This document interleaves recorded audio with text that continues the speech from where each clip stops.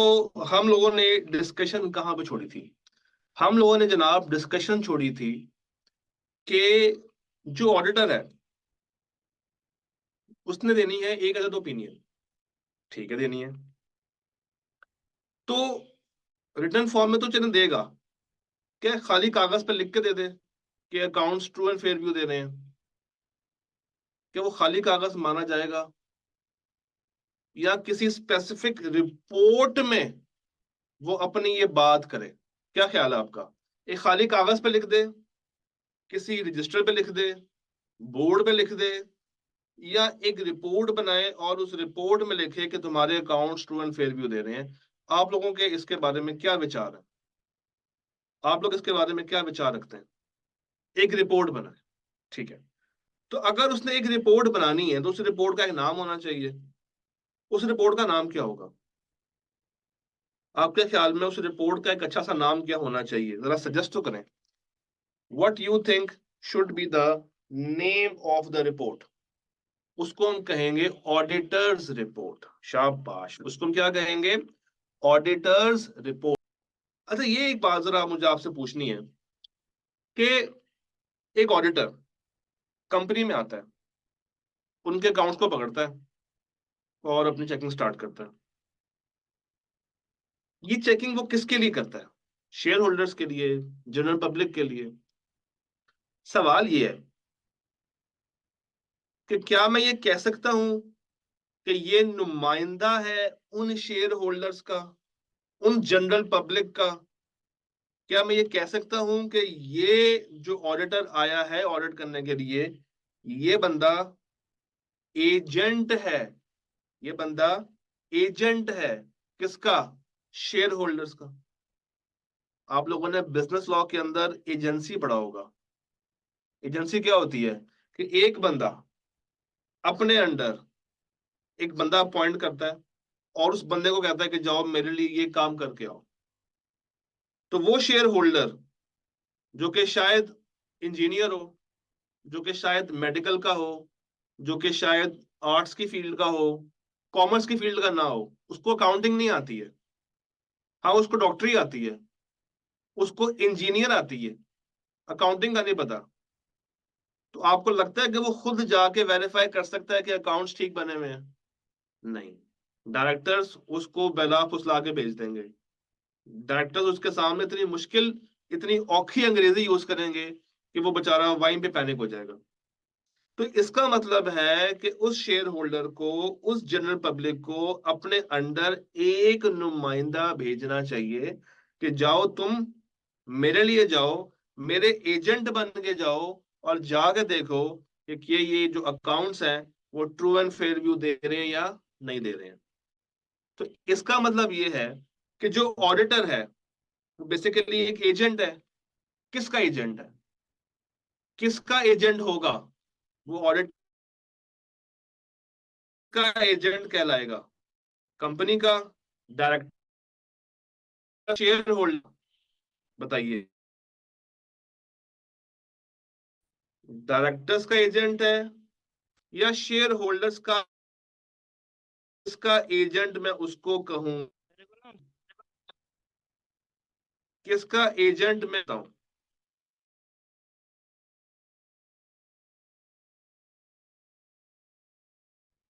General public का agent है। तो इसका मतलब ये है डायरेक्टर, सॉरी, अगर वो नुमाइंदा है उस शेयर होल्डर का, इसका मतलब ये इस ऑडिटर को कंपनी के लोगों से इंडिपेंडेंट होना चाहिए। क्या आपको लगता है कि ही साफ रिपोर्ट नहीं दे पाएगा?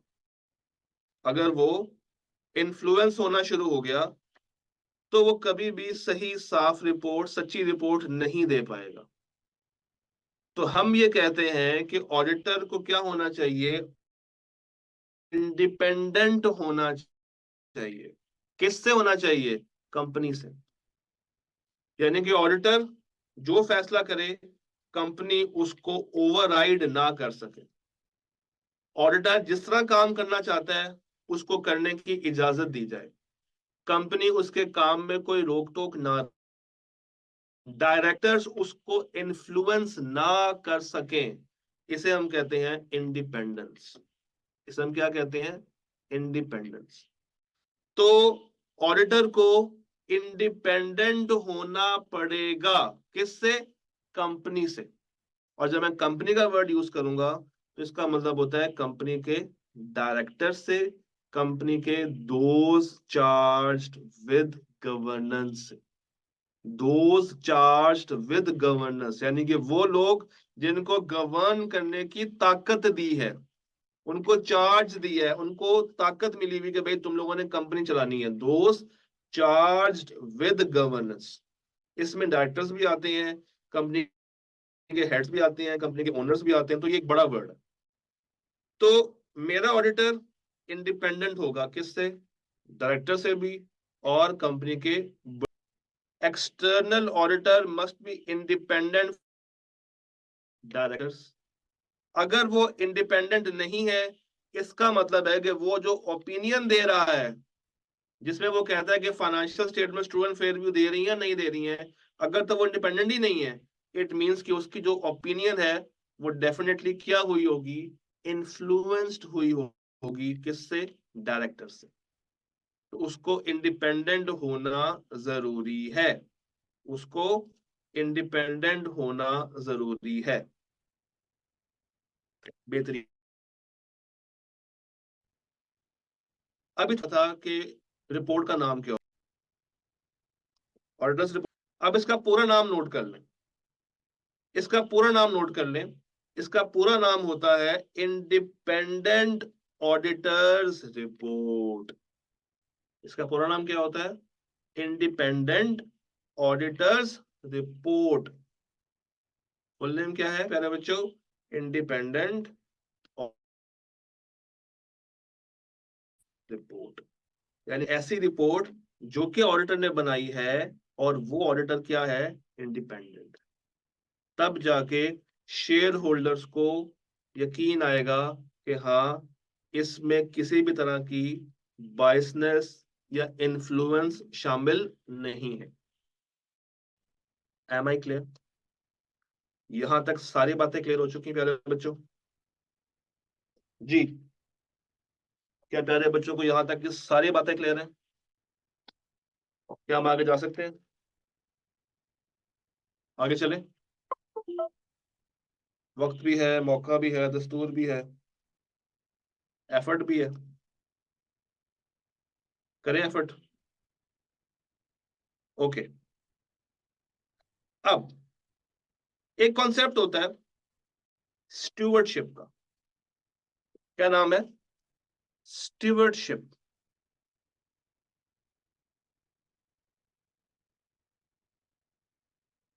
स्टूवर्डशिप, स्टीवर्ड कहते हैं चलाने वाले को, स्टीवर्ड कहते हैं the person who is driving, जो ड्राइविंग सीट पे बैठ के कंट्रोल कर रहा है। कंपनी को कौन कंट्रोल करता है? कंपनी को कंट्रोल करते हैं कंपनी के डायरेक्टर्स। कंपनी को कौन कंट्रोल करता है प्यारे बच्चों? कंपनी को कंट्रोल करता है कंपनी के डायरेक्टर्स। इनकी जिम्मेदारी है कि वो कंपनी के तमाम तर एसेट्स को कंपनी के लिए ही इस्तेमाल करें और उससे कोई अपना जाती मुफाद, जाती बेनिफिट हासिल ना करें। तो डायरेक्टर्स जिनके पास कंपनी के तमाम एसेट्स होते हैं, उनकी जिम्मेदारी है कि उन्होंने उन एसेट्स को कंपनी के ही लिए इस्तेमाल करना है, अपने किसी जाती इस्तेमाल में उसको लेके नहीं आना। ये डायरेक्टर्स कहां से आते हैं? आप लोगों ने कंपनी लॉ शायद थोड़ा सा पढ़ा हो कभी। ये डायरेक्टर्स कहां से अपॉइंट होते हैं? कौन होते हैं ये? क्या राह चलते कंपनी वाले पिक कर लेते हैं? ये कहां से आते हैं? जरा इसके ऊपर अगर आप रोशनी डालने की कोशिश करें। डायरेक्टर्स कहां से अपॉइंट होते हैं? डायरेक्टर्स को अपॉइंट किया जाता है शेयर होल्डर्स में से, यानी कि जो कंपनी के मेंबर्स होते हैं, जो कंपनी के मेंबर्स होते हैं, उन्हीं में से जो लोग ज्यादा पढ़े लिखे होते हैं, जिनके पास ज्यादा शेयर्स होते हैं, जो कंपनी के प्रोसेसेस को समझते हैं, जो टेक्निकल स्किल्स रखते हैं, वो लोग, वो शेयर होल्डर्स जो कि टेक्निकल स्किल्स रखते हैं, वो कंपनी के डायरेक्टर्स अपॉइंट होते हैं। इन्हें हम कहते हैं एग्जीक्यूटिव डायरेक्टर्स। इसे क्या कहते हैं, नोट कर लें, इसे हम कहते हैं एग्जीक्यूटिव डायरेक्टर्स। एग्जीक्यूटिव डायरेक्टर्स ये वो लोग हैं जो कि कंपनी के शेयर होल्डर्स में से ही नॉमिनेट होते हैं। एजीएम पे चुनाव किया जाता है और इनको कुर्सियों पे बिठा दिया जाता है कि भाई तुम लोगों ने अब कंपनी को चलाना है। क्या मैं ये कह सकता हूं कि ये डायरेक्टर्स भी शेयर होल्डर्स के एजेंट हैं? क्या यहां पे भी एजेंसी का रिश्ता एग्जिस्ट करता है, जिस फिल्टर में और शेयर होल्डर में कर रहा था, तो क्या यहां पे भी करेगा? यहां पे भी करेगा। अच्छा, एजेंसी के अंदर क्या होता है, एक प्रिंसिपल होता है और एक एजेंट होता है। सोच के बताइएगा, शेयर होल्डर्स और ऑडिटर, प्रिंसिपल कौन है? शेयर होल्डर और ऑडिटर में प्रिंसिपल कौन है? Share holder. और एजेंट कौन है? ऑडिटर। इसी तरह शेयर होल्डर में और कंपनी के डायरेक्टर्स में प्रिंसिपल कौन है? शेयर होल्डर्स में और डायरेक्टर्स में प्रिंसिपल कौन है? प्रिंसिपल कौन है? Share holders. और उनके आगे अपॉइंटेड एजेंट कौन से हैं? कंपनी के डायरेक्टर्स। M I clear? यहां तक ऑल ओके हो गया प्यारे बच्चों? तो अब पढ़ लेते हैं, relationship between share holders and board कौन सा होता है? एजेंसी का होता है। और हमें पता है एजेंसी की एक बड़ी खासियत ये होती है कि हर जिम्मेदारी होती है कि उसने अपने प्रिंसिपल के हमेशा बेहतरीन मुफाद के लिए काम करना है। उसने अपने प्रिंसिपल के हमेशा बेस्ट इंटरेस्ट के लिए ही काम करना।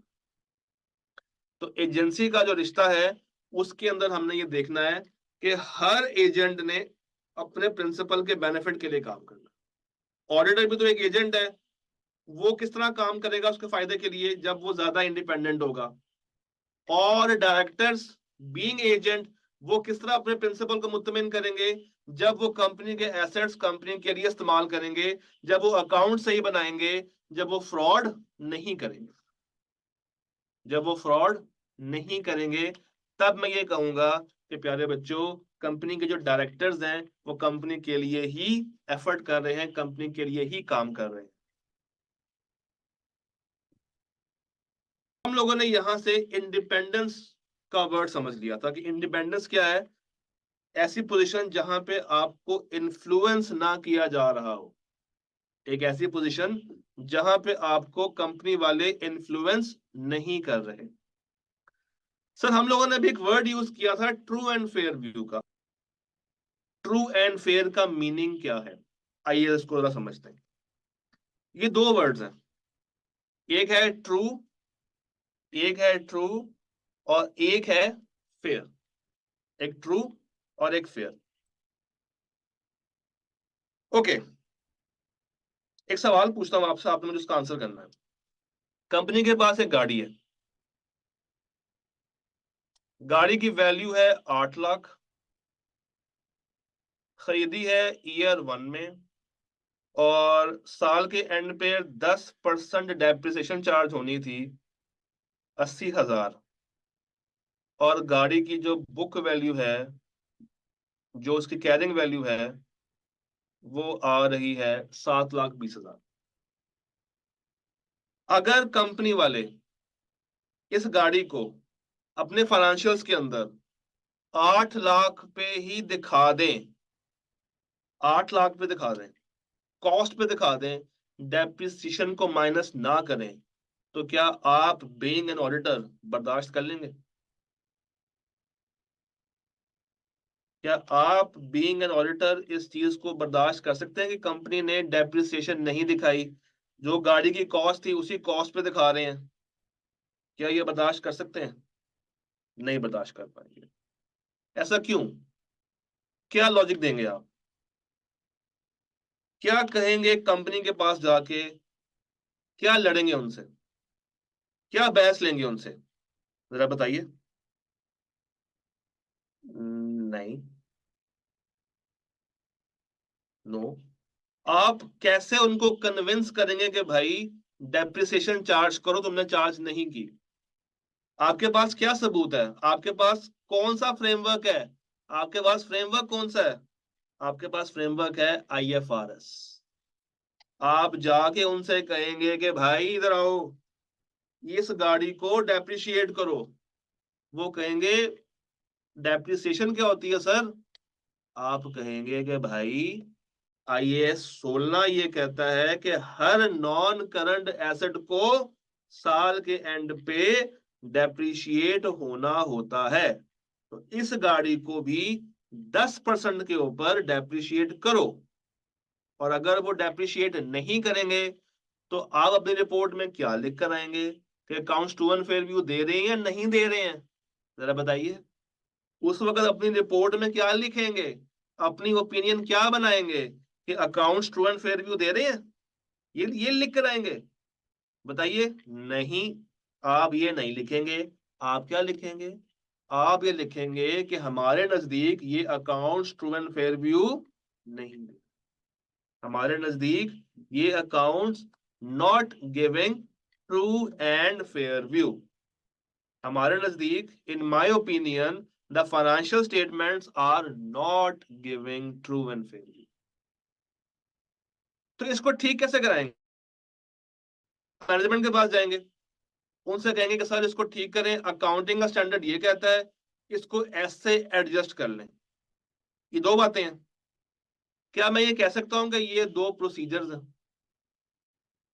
क्या मैं ये कह सकता हूं कि ये दो प्रोसीजर्स हैं? पहला, अप्रोच मैनेजमेंट और उनसे कहें एज पर आई 16 डेप्रिसिएशन चार्ज होनी चाहिए थी, आपने चार्ज नहीं की, चार्ज करें। सिंपल है ना? कि मैंने उनको अप्रोच किया, उनसे डिस्कस किया। इसको हम कहते हैं सबस्टैंटिव। अगर मुझे ये बताइए आईएफआरएस की रिक्वायरमेंट फॉलो नहीं हो रही है, आईएफआरएस की रिक्वायरमेंट फॉलो नहीं हो रही है, इसका मतलब है कि ये ट्रू नहीं है। इसका मतलब क्या है कि इसमें से क्या चीज गायब हो गई है? इसमें से इसकी ट्रूनेस गायब हो गई। इसमें से इसकी ट्रूनेस गायब हो गई है। इसका मतलब है कि ये फ्री फ्रॉम अकाउंटिंग एरर नहीं है। ये फ्री फ्रॉम अकाउंटिंग एरर नहीं है। अगली मिसाल, गाड़ी 8 लाख की है, डेप्रिसिएशन भी चार्ज कर दी है, वैल्यू भी सही आ रही है, मगर क्लासिफाई कर दिया करंट एसेट में। क्लासिफाई कहां कर दिया है? करंट एसेट के अंदर। जब आपने पूछा कि भाई ये क्या मजाक है, उन्होंने कहा सर गाड़ी है ना, आप जब स्विच लगाते हैं तो इंजन चलता है, इंजन करंट निकालता है, तो हमने इसको करंट एसेट में डाल दिया है कि ये एसेट है जो कि करंट से चलता है, तो ये अब हमारे लिए करंट एसेट है। तो क्या आप उनकी इस घटिया लॉजिक पे अपना ईमान रख देंगे? क्या इस घटिया लॉजिक पे आप अपना ईमान बेच आएंगे? क्या आप मान लेंगे कि वाकई में ये गाड़ी करंट एसेट्स है? मान जाएंगे आप लोग कि भाई वो करंट से चलती है तो ये करंट एसेट है? नहीं मानेंगे। मगर क्या इसमें वैल्यू ठीक आ रही है? क्या वैल्यू 720 आनी चाहिए थी? वैल्यू तो सही आ रही है, मगर क्या सही जगह पे प्रेजेंट कर दी है? क्या सही जगह पे इसकी सही जगह पे प्रेजेंटेशन कर दी है? जो फाइनेंशियल्स में इसकी जगह बनती है, क्या वहां पे शो हो रहे हैं? वहां पे शो नहीं हो रहे हैं। इसका मतलब है कि ये ट्रू तो है मगर फेयर नहीं। फेयर नहीं। ट्रू है, 720 ट्रू वैल्यू है, मगर ये फेयरली प्रेजेंटेड नहीं है। ये फेयरली प्रेजेंटेड नहीं। Am I clear? तो ट्रू एंड फेयर व्यू कब होगा? ट्रू एंड फेयर व्यू उस वक्त होगा जब अकाउंटिंग की गलती भी नहीं है, जब स्टैंडर्ड ने जो अकाउंटिंग रिक्वायरमेंट बताई है वो रिक्वायरमेंट फॉलो की जा रही है, नंबर 1। दूसरा, जो उसने प्रेजेंटेशन के ऊपर बात की है वो प्रेजेंटेशन भी फॉलो की जा रही है। चलिए एक सवाल है आपसे, एक बड़ा इंपॉर्टेंट डिस्क्लोजर था, वो आना चाहिए था, नहीं आया, क्या ट्रूनेस आउट है या फेयरनेस आउट है? डिस्क्लोजर आना चाहिए था मगर नहीं डाला, सिरे से खा गए, सिरे से पी गए, फेयरनेस आउट है, फेयरनेस आउट है। और अगर डाल दिया मगर गलत डाला है या अधूरा डाला है, डाल दिया है, अब ये ट्रू नहीं है, अब ये ट्रू नहीं है। एक कंपनी ऑडिट क्यों करवाएगी, उसको क्या आखिर आई हुई करवाने की? भाई ऑडिट है तो कॉस्ट महंगा तो होता है, मगर महंगे होने के बावजूद कंपनी क्यों करवाएगी ऑडिट, क्या फायदे उसको मिलेंगे? बैंक से लोन लेने में आसानी मिलेगी, गुड। डिविडेंड की पेमेंट सही से हो रही है नहीं हो रही है, इसको चेक करने में हमें हेल्प मिलेगी। रिक्वायरमेंट को फॉलो किया जा रहा है या नहीं किया जा रहा, कंपनी की अपनी क्रेडिबिलिटी बढ़ेगी, इन्वेस्टर ज्यादा अप्लाई करेंगे, शेयर्स देने में, और उधर से पैसे आएंगे तो वो पैसे कहाँ से आ रहे हैं, कहाँ को जा रही है, इनकमिंग कितनी है, आउटगोइंग कितनी है, उसका एक्सपेंस कितना है, वो वेरीफाई कर सकते हैं। Profit share credibility, true and fair view हमें मिल जाएगी। फ्रॉड हो, कोई फ्रॉड हो तो पकड़ा जा सकता है, ये लाइन बड़ी खतरनाक मैंने बोल दी है, ये लाइन लिख लें, उर्दू में लिख लें, उर्दू में लिखें, उर्दू में ये लाइन लिखें, ऑडिटर फ्रॉड ये को नहीं पकड़ता, ऑडिटर फ्रॉड को रोकता है। बस ये लिख लें फिलहाल, कि एक ऑडिटर की जिम्मेदारी फ्रॉडिये को पकड़ना नहीं है, फ्रॉड को होने से रोकना जरूर है। शेयर होल्डर्स मुतमिन होते हैं। सबसे पहले क्या लिखा हुआ है, क्रेडिबिलिटी ऑफ फाइनेंशियल स्टेटमेंट्स, ये बढ़ जाती है। कंपनियां अपनी ड्यूटियां निभा रही हैं या नहीं निभा रही, ड्यूटियां कौन सी, स्टैट्यूटरी भी और नॉन स्टैट्यूटरी भी। स्टैट्यूटरी कहते हैं वो ड्यूटी जो कि लॉ ने इम्पोज की है, और नॉन नॉन स्टैट्यूटरी कहते हैं वो ड्यूटी जो कि लॉ ने आप पे डायरेक्टली इम्पोज नहीं की है मगर आप उसको परफॉर्म करते हैं। फिर कंपनी की परफॉर्मेंस बढ़ती है, कंपनी की परफॉर्मेंस इंक्रीज होती है, कंपनी में से मुख्तलिफ तरह के रिस्क कम हो जाते हैं, जिसमें फ्रॉड का रिस्क, चले ऐड कर लेता हूं आज के दिन के लिए, कि फ्रॉड का रिस्क भी खत्म होता है, फ्रॉड होने के चांसेस, फ्रॉड होने का रिस्क भी थम जाता है, कवर हो जाता है। फिर होता यह है कि एक ऑडिट करवाने से कंपनी के बड़ों को यह भी पता चल जाता है कि क्या कंपनी उनके बनाए हुए एसओपीस के ऊपर चल रही है या नहीं चल रही है। प्यारे बच्चों, एसओपीस को हम क्या कहते हैं, एसओपी का एक अंग्रेजी वर्ड क्या है, एसओपी की फुल फॉर्म क्या है, एसओपी। आपने कोविड के टाइम पे बहुत दफा सुना होगा, ये एसओपी क्या होती है, स्टैंडर्ड ऑपरेटिंग प्रोसीजर्स, या कंपनी की बनाई हुई पॉलिसीज। स्टैंडर्ड ऑपरेटिंग प्रोसीजर्स या कंपनी की बनाई हुई पॉलिसीज, इनको हम ऑडिट के लिए प्यार से कहते हैं इंटरनल कंट्रोल। एक नया वर्ड है आपके लिए, इसको हम प्यार से कहते हैं इंटरनल कंट्रोल, इंटरनल कंट्रोल, इसको हम एसओपी भी कह सकते हैं समझने के लिए, मगर एग्जाम में आपने क्या वर्ड यूज करना है, इंटरनल कंट्रोल। तो कंपनी ये भी चेक कर लेती कि क्या ये लोग हमारे बनाए हुए कंट्रोल्स के ऊपर काम कर रहे हैं या नहीं कर रहे हैं, और अगर नहीं कर रहे हैं तो जाते जाते ऑडिटर मैनेजमेंट लेटर के अंदर ये बता के जाता है कि क्या कंट्रोल्स के ऊपर सही से काम हो रहा है, क्या कंपनी अपनी पॉलिसीज को सही से इंप्लीमेंट कर रही है या नहीं कर रही। तो ये कहां पे देगा, ये देगा मैनेजमेंट लेटर के अंदर। डन। तो जब आप किताब खोलेंगे किताब का यूनिट 1 अब आप लोग पढ़ सकते हैं, और यूनिट 5 का फर्स्ट टॉपिक एडवांटेजेस अब आप लोग आसानी से कवर कर सकते हैं।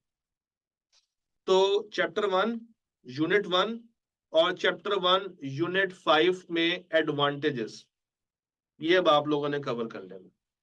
डन। एडवांटेजेस आए ना तो देखिए बटरफ्लाई कितनी हैप्पी हैप्पी हो गई है ना। तो that's it for today. I hope कि आपको आज का लेक्चर समझ भी आया होगा, आप लोगों ने अंडरस्टैंड भी किया होगा, और आप